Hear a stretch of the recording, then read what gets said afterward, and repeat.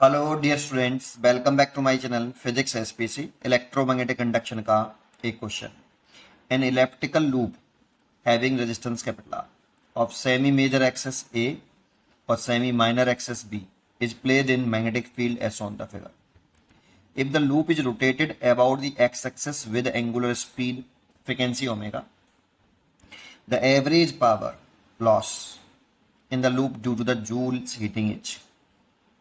ठीक है, देखो इनिशियली ये लूप जो इलेप्टिकल लूप रखा है, ये इलेप्टिकल लूप है और ये इसका प्लेन हो गया और मैग्नेटिक फील्ड ऐसे दे रखा है और प्लेन के परपेंडिकुलर एरिया की डायरेक्शन होती है बाहर, प्लेन के परपेंडिकुलर बाहर तरफ, ये प्लेन हो गया।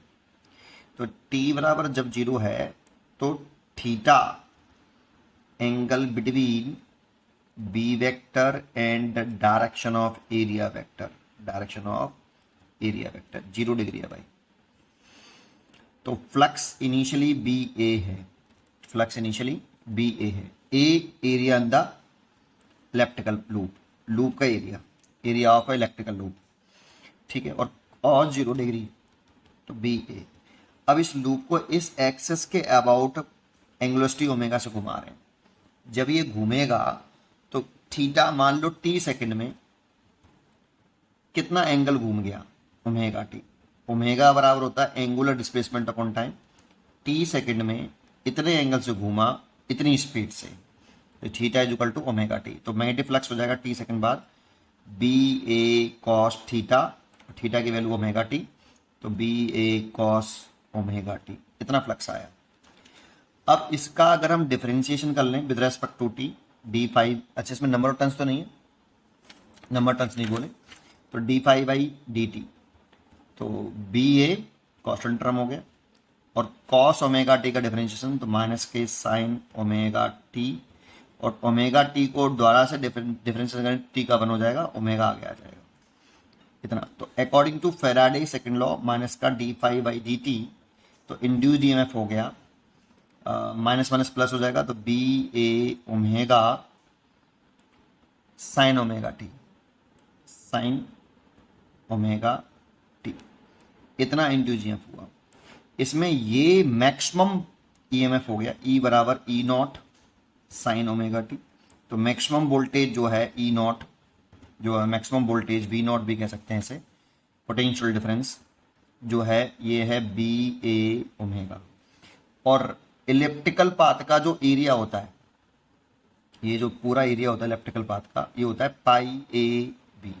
ए semi major axes, semi minor axes, ये फॉर्मूला में याद होना चाहिए। एरिया ऑफ इलिप्स हमें पता होना चाहिए। तो बी ए की वैल्यू पुट कर दो पाई ए बी ओमेगा, ये मैक्सिमम वोल्टेज आया। अब हमें चाहिए एवरेज पावर, पहले इंस्टेंटेनियस पावर निकलेगी। तो देखो इंस्टेंटेनियस पावर होती है P बराबर, एक तो होता है वी आई और I बराबर V अपॉन आर से, अगर हम यहाँ करें तो ये लिख सकते हैं वी स्क्वायर अपॉन आर। आई बराबर पुट कर दिया, इंस्टेंटेनियस पावर आएगी तो P टाइम डिपेंडेंट होगी। V की वैल्यू कितनी है बेटा आपकी, ये रही। यहाँ पे अगर वैल्यू पुट कर दूं तो बी स्क्वायर, ए की वैल्यू भी पुट कर लेते हैं बेटा, तो ई इक्वल टू आ जाएगा B pi A B omega sine omega T. तो ये वोल्टेज हो गया बेटा, इसे ई लिख सकते हो आप यहाँ पे, E M F net E M F on R. Voltage ही तो है E M F, potential difference. E की वैल्यू कितनी है बेटा, ये वाली, तो B square pi square A square B square omega square और sine square omega T divide by capital R. ये इंस्टेंटेनियस पावर आ गई बेटा आपकी, ये किसी टाइम पर इतनी पावर है। अब एवरेज पावर निकालने के मेरे पास यहाँ पर दो ट्रिक हैं। ये देखो पावर जो टाइम डिपेंडेंट है, जब भी पावर टाइम डिपेंडेंट हो या कोई भी टाइम डिपेंडेंट हो तो उसकी एवरेज पावर जो लिखी जाती है, integration P D T divide by integration D T, complete cycle में निकालते हैं 0 से टी। तो देखो इसका इंटीग्रेशन करेंगे तो डी टी का इंटीग्रेशन टी, लिमिट रखेंगे टी माइनस के 0 तो टी आ जाएगा डिनोमिनेटर में, तो ये 1/t हो जाएगा। इंटीग्रेशन 0 to t और p की वैल्यू पुट कर दें B square pi square A square B square omega square बटे आर और साइन स्क्वेयर ओमेगा टी और ये डी टी। ये तो टर्म पूरा कांस्टेंट टर्म है, बाहर आ जाएगा। तो 1/t into B square pi square A square omega square upon R और integration 0 to T sine square omega T D T. आप इसका इंटीग्रेशन करके देखो, t/2 आएगा बेटा ये, और t/2 आएगा तो 1/t। मैं दूसरा मेथड भी बताऊंगा जो आसान होगा, अभी तो मैं पूरा बता रहा हूँ आपको। A square omega square upon R, इसकी वैल्यू t/2, 2 से 2 कैंसिल कर दूँ तो एवरेज पावर आ गई B square pi square A square omega square over, वो छूटा तो नहीं, B square pi square A square, B square छूट गया बेटा, B square omega square over R और 2r, तो एवरेज पावर ये आ गई आपकी।